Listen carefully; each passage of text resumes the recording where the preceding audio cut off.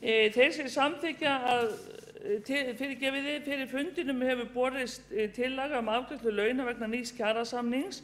Lagt til að borgarstjórn heimili fjármálastjóra að afgreiða laun næstu mánaðamót á grundvelli nýs kjarasamnings Reykjavíkurborgar og starfsmannafélags Reykjavíkurborgar sem samþykktur hefur verið af félagsmönnum í atkvæðagreiðslu.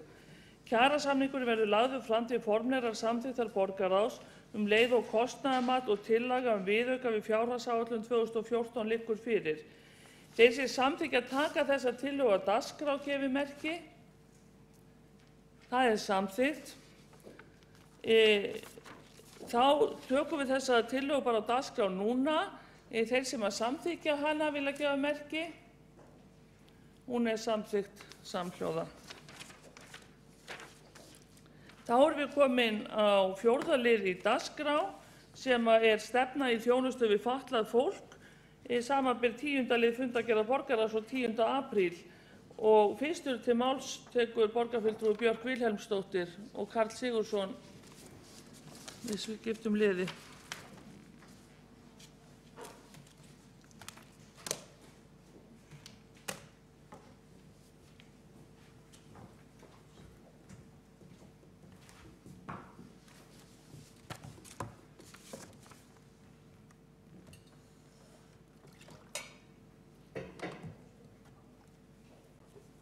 Forseti og ágætu borgarfulltrúar,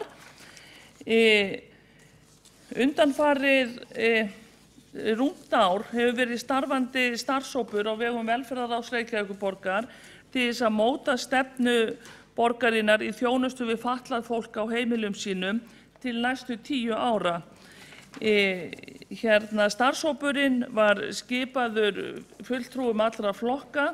Auk mín sátu í hópnum borgarfulltrúi Áslaug Friðriksdóttir,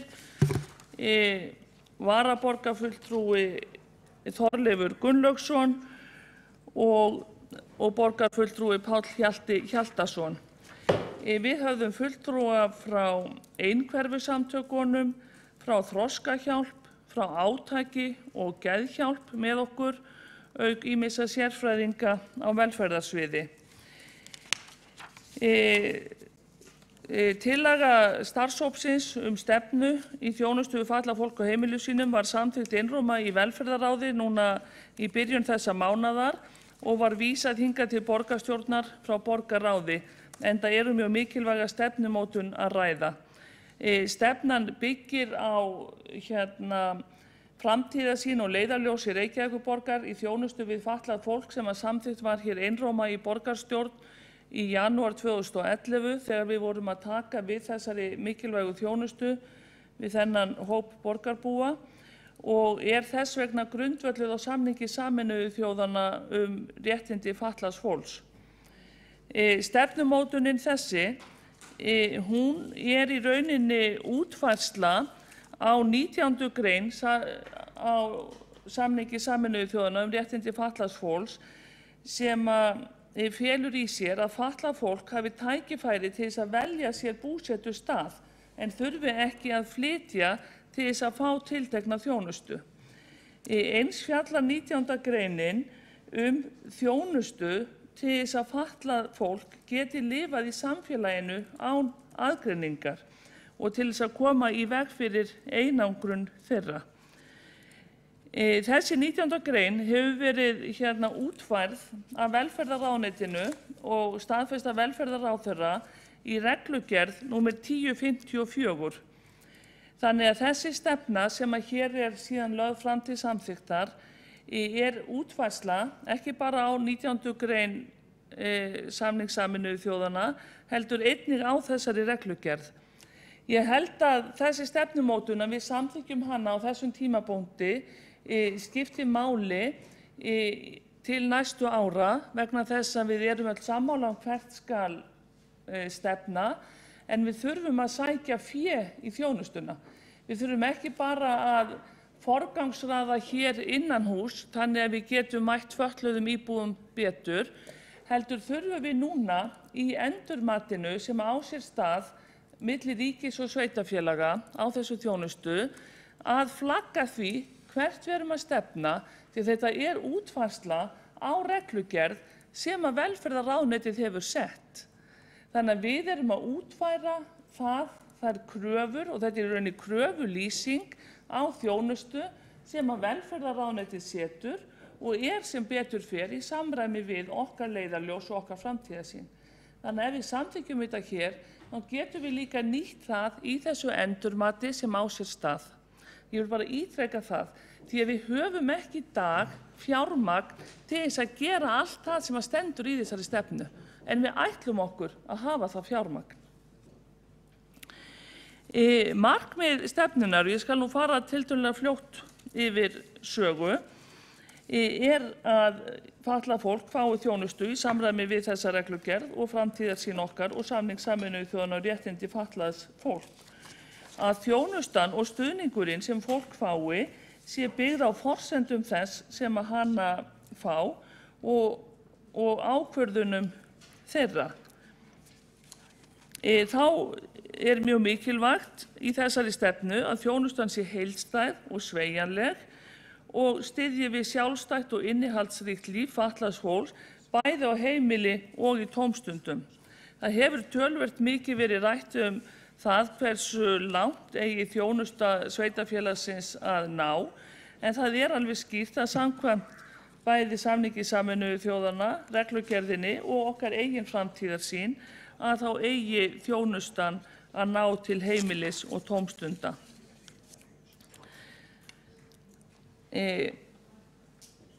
Eins og ég kom fram líka hér áðan að þá segir í 19. grein samnings Sameinuðu þjóðanna að þá á fatlað fólk að hafa val það húsnæði sem það býr í og það er mjög mikilvægt að sveitarfélag hafi nægjanlegt framboð á sértæku húsnæði fyrir fatlað fólk sem að þarf á sértæku húsnæði að halda.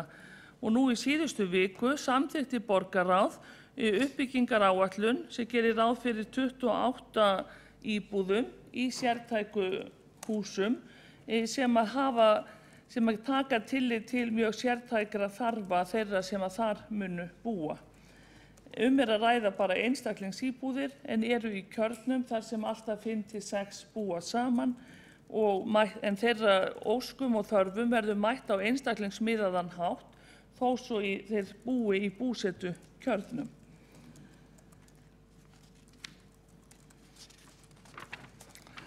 Og það kemur mjög skýrt fram í stefnunni, til dæmis í kaflanum þjónustu og aðstoð, að þjónustuleiðir skulu vera fjölbreyttar og óháðar húsnæði því sem fatlað fólk býr í dag.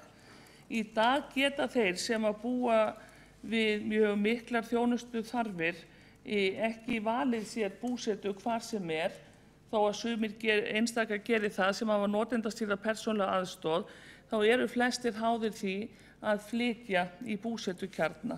En stefnan sem sagt að fólk, þó að flestir kannski munu vilja nýta sér slíka húsnæði og þjónustu í einum pakka, þá á það ekki að þurfa. Og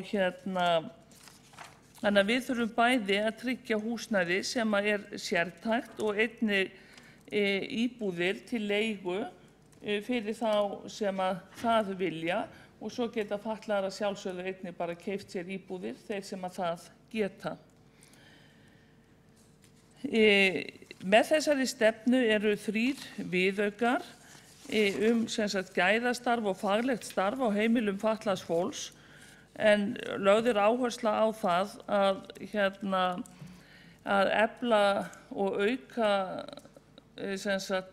starf þeirra sem eru faglærðir inn á heimilum fatlaðs fólks. Það er sérstakt verklag nauðung og þvingun sem byggir á reglugerð þar og hefur verið margfarið yfir og held ég bara mjög góð sátt í dag. Og svo 3. viðaukinn, það samráð sem að Reykjavíkurborg á að hafa við notendur, hagsmunasamtök og aðra hlutaðeigandi aðila í málefnum fatlaðs fólks, til dæmis réttindagæslumenn og fleiri. Þetta samráð sem við höfum verið að vinna eftir á undanförnu ári og erum að þróa og þurfum að þróa áfram og hafður sem viðauki með þessari stefnu, af því að það skiptir máli að þetta sé staðfest hér, þannig að þetta sé raunverulegu vilji borgarinnar.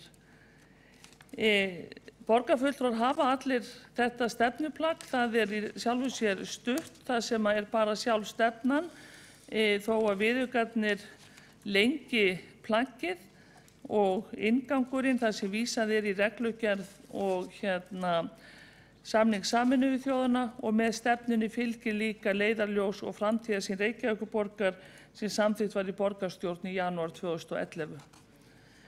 Ég vona það að þessi stefna verði bara samþykkt hér í borgarstjórn, þannig að við getum, velferðarsvið geti farið að vinna aðgerðaráætlun á grundvelli hennar, en velferðarráð fól velferðarsviði að gera það á síðasta fundi sínum, og ég vona það að þetta verði niðurstaða borgarstjórnar líka, því að við verðum að gera raunhæfa aðgerðaráætlun þannig að við komumst á þann stað sem við viljum vera á innan 10 ára. Ég veit að 10 ár eru langur tími, en hann hafður þetta langur vegna þess að við þurfum að það tekur tíma að þróa þjónustu í grundvallaratriðum og fá fjármagn til þess. Takk fyrir. Þá borgarfulltrúi Björk Viðleifsdóttir lokið máli sínu og næst tekur til máls borgarfulltrúi Áslaug Friðriksdóttir.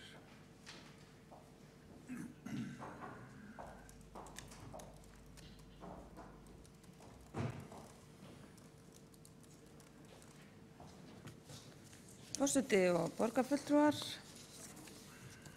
mér langar nú bara að endurtaka það sem kom fram áðan, en ég með þeirra sem sat í starfshópnum og mæli því hiklaust með því að við samþykkjum þessa stefnu sem hér lögð fram. Ég tel að hún sé mjög góð. Ég held að sé óhætt að segja að þessi starfshópur í honum sat alveg ofboðslega breiður hópur. Þarna voru fulltrúar frá mörgum hagsmunasamtökum og hann var breiður líka þarna voru bæði fatlað fólk og ófatlað fólk, og þetta var mjög vönduð vinna. Við lentum á alls konar veggjum, fundum alveg hvar það kerfi sem við rekum í dag þrengir að lífi fatlaðs fólks dagsdaglega, fundum einhvern veginn þessa punkta og ræddum þá og vorum öll sammála að við þyrftum að fara einhvern veginn að ná meiri sveigjanleika í þjónustuna svo að fólk væri ekki einhvern veginn að rekast á, og þetta svona þurfti alveg átak því að þetta auðvitað verður að vera samkvæmt reglugerð sem ráðuneytið gefur út, þannig að við höfum ekkert alveg frjálsar hendur, við þurfum auðvitað að fylgja henni. Þannig að við þurftum á tímabili að taka fundarhlé og fara og athuga með bara hvernig ráðuneytið túlkaði sína eigin reglugerð upp á það hvert okkur væri heimilt að fara með skilningin á því sem við værum að samþykkja hér. Við komum svo að niðurstöðu og það voru allir sammála í hópnum að lokum. Hins vegar það auðvitað svo að stefna eitt og aðgerðaáætlun annað, og þessi stefna er að mínu mati mjög góð, setur okkur á stað sem bara algjörlega skýrt hvert við viljum fara. Hins vegar eigum við eftir að takast mjög mikið á held ég, hvernig við ætlum að komast þangað. Því ég held að þar hafi okkar pólitíska sýn, hún muni leið okkur í að vilja komast að stefnunni á ólíkan hátt. Mér fannst það svo algjörlega skýrt í allri þessari vinnu að það kerfi sem við höfum byggt upp núna hreinlega ekki til þess fallið og ekki nógu opið til þess að í raun og veru geta tekið upp þau vinnubrögð sem við þurfum til þess að framfylgja stefnunum sem hér liggur fyrir. Þannig að mér finnst alveg æskilegast að hugsa þetta svolítið öðruvísi, hugsa þetta í samstarfi við þriðja geirann til dæmis sem hefur verið að sinna þjónustu eins og NPA þjónustu í Reykjavík og við höfum reyndar eftir að fá mat á því hversu vel hefur tekist. En þar eru menn með mikið sveigjanlegri einingar, þar starfsfólk sem kann til verka, það veit hvernig á að vinna með þeim sem á aðstoð þurfa að halda án þess að vera vaða yfir það á einhvern hátt eins og þessi stefna fjallar mjög mikið og fólk hafði miklar áhyggjur af að yrði. Að því strax á fyrstu fundunum kom í ljós alls konar vandræði sem að fatlað fólk að berjast við í dag, eins og til dæmis að það festist inn í þeirri þjónustu sem það hefur í dag. Hún fylgir ekki, það ekki svona sveigjanleg skil. Þetta svona kannski sambærilegt og það sem við erum alltaf að ræða í skólakerfinu, sveigjanlegu skólaskilin. En það það að þjónusta færist á milli búsetu eftir því hvar fatlaði vill búa. Þetta þurfum við að búa til og við þurfum að tryggja það að einhver svona kerfislega breytur sem eru til staðar í dag í allt of miklu mæli hverfi. Það líka þannig að það í rauninni ekkert alltaf raunhæfur eða bara ekki raunverulegu valkostur að fara í sjálfstæða búsetu vegna þess að borgin þrátt fyrir að hafa algjörlega skýrt sagt við notendur að hún muni koma inn með þjónustuna, hún skilar því ekki. Fólk að bíða, það komið í sjálfstæða búsetu, það að bíða og fær ekki nauðsynlega þjónustu heim. Og þetta náttúrulega eitthvað sem að margir sögðu og voru með dæmi sögur þá einmitt að fólk var að festast inn á sambýlum. Við varum of mikið að horfa til hópa meðara lausna sem ég held að okkur hafi nú tekist að hreinsa út á endanum, en þetta maður fann alveg að þarna mættust svona kerfið og nýja hugmyndafræðin og tókust bara all hressilega á inn í þessum hópi. Hér semst komin alveg ágætis plagg það hvert við viljum fara og nú þurfum við svo að fara að ræða hvernig við ætlum að komast þangað og ég held að við ætlum bara sem fyrst að fara að gera það því að það verður erfitt. Þetta auðvitað stefna sem á að vera til 23 en þá vonandi eigum við að vera búin að sýna einhvern árangur og sýna hvað við getum. Ég tek undir það með borgarfulltrúa Björku Vilhelms að það algjörlega nauðsynlegt að koma þessu öllu inn í endurmatið á yfirfærslunni því að sjálfsögðu, hér eru við borgarstjórn að fara að útfæra það sem ráðuneytið hefur sett okkur að gera og því þarf að sjálfsögðu að fylgja fjármagn. Allavega meðan við erum að svona átta okkur á því hvernig best að gera þessa hluti.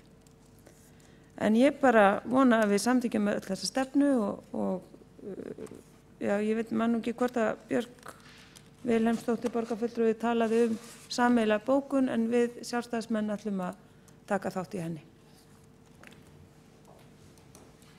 Þá borgarfulltrúi Áslaug Friðriksdóttir lokið máli sínu og næst tekur til máls borgarfulltrúi Sóley Tómasdóttir.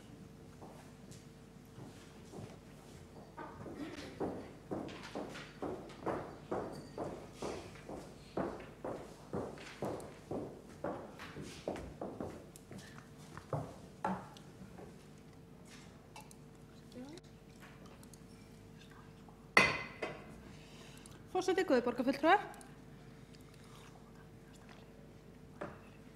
Hér bara einn allsherjar halleluja kór sem ágætt og ágætist tilbreyting og sérstaklega það kemur að velferðarmálum. Það mjög gott að þetta plagg skuli hafa verið unnið í svona víðtæku samráði og það hafi náðst svona breið samstaða verkefnið. Sjálf hef ég ekki komið að þessu en fulltrúi Vinstri grænna átti sæti í hópnum og mér skilst að það hafi allt gengið vel,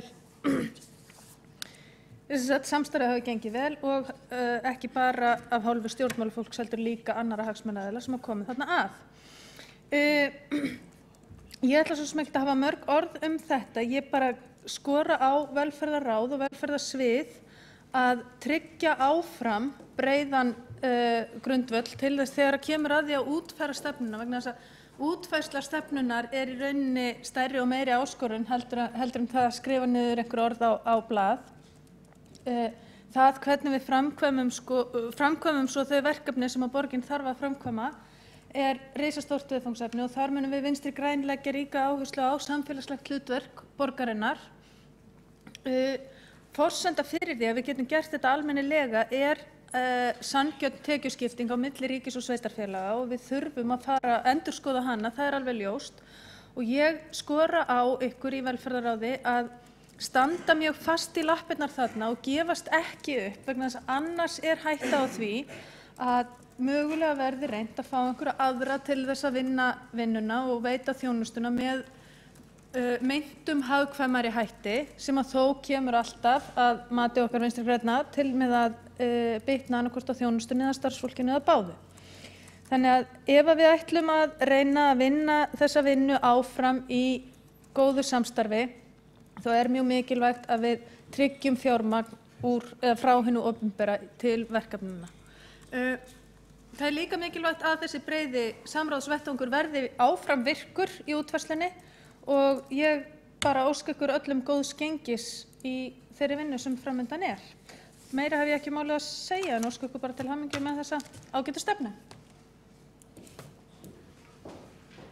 Þá hefur borgarfulltrúi Sóley Tómasdóttir lokið máli sínu og síðust tekur til máls borgarfulltrúi Björk Vilhelmsdóttir.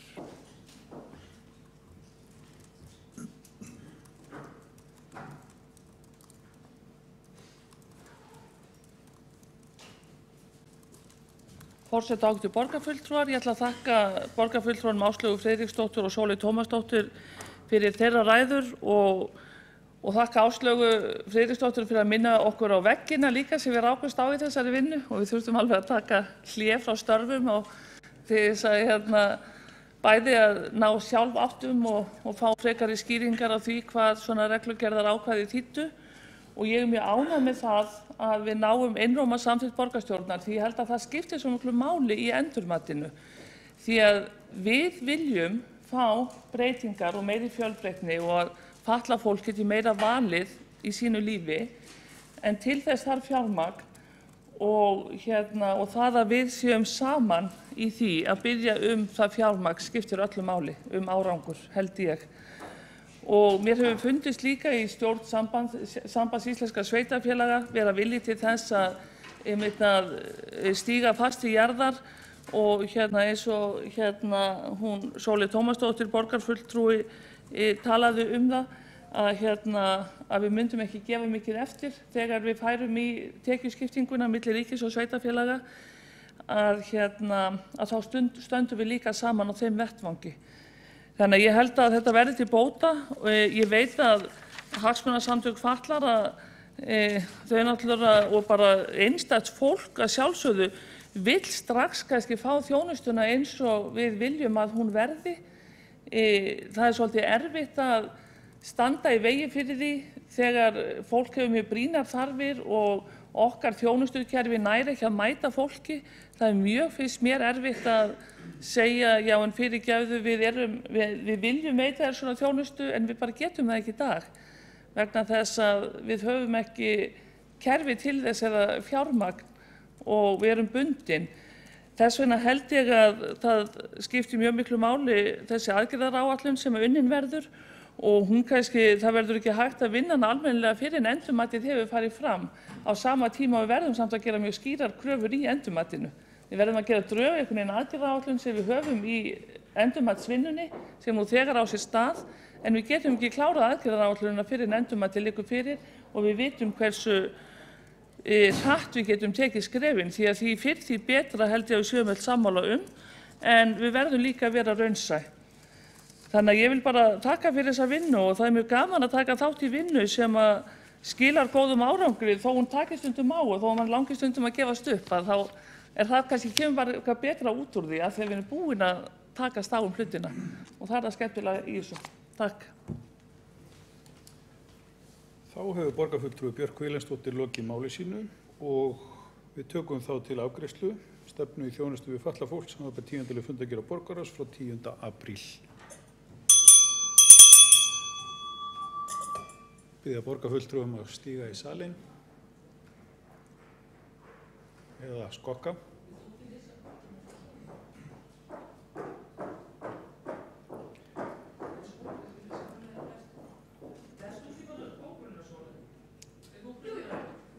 Þeir borgarfulltrúar sem að greiða atkvæði með stefnunni gefi merki. Það er samþykkt einróma. Borgarfulltrúi Sóley Tómasdóttir hefur óskað eftir að lesa sameiginlega bókun.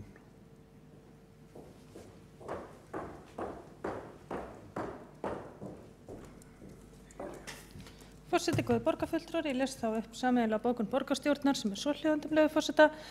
Borgarstjórn samþykkir einróma stefnu Reykjavíkurborgar í þjónustu við fatlað fólk á heimilum sínum. Fulltrúar allra flokka, hagsmunasamtaka og sérfræðinga í málaflokknum hafa náð saman hvernig þjónustan á að þróast á næstu árum og hefur velferðarsviði verið falið að fylgja stefnunni eftir með því að vinna aðgerðaráætlun á grundvelli stefnunnar. Markmið stefnunnar er að fatlað fólk fái þjónustu í samræmi við leiðarljós og framtíðarsýn Reykjavíkurborgar í þjónustu við fatlað fólk og reglugerð nr. 1054/2010. Mikilvægast er þó að þjónustan verði í samræmi við þarfir og óskir þeirra sem þjónustuna fá og styðji við sjálfstætt og innihaldsríkt líf fatlaðs fólks á heimili og í tómstundum. Þá hefur borgarfulltrúi Sóley Tómasdóttir lokið við að lesa sameiginlega bókun við þennan lið og telst liðinu lokið. Við förum í næsta lið á dagskrá.